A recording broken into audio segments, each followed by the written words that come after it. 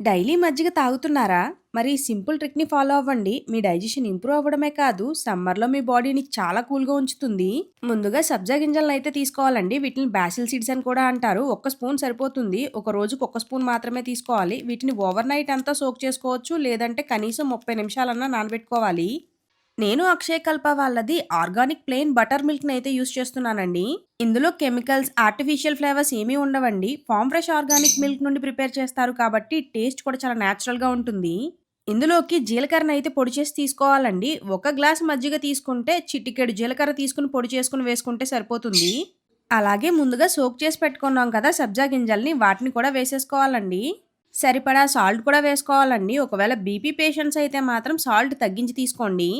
కరివేపాకు లేదా కొత్తిమీర దీంట్లో దేన్నైనా యూజ్ చేయొచ్చండి. నేనైతే కొత్తిమీరని తీసుకున్నాను. చిన్న చిన్న ముక్కలుగా కట్ చేసుకొని దంచుకోవాలండి కచ్చాబచ్చాగాను.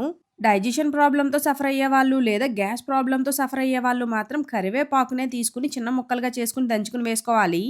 ఈ విధంగా దంచుకొని తీసుకుంటే సరిపోతుందండి. కరివేపాకు కూడా అంతే, మరీ పేస్ట్‌లా అవసరం లేదు. కచ్చాబచ్చాగా దంచుకుంటే సరిపోతుంది.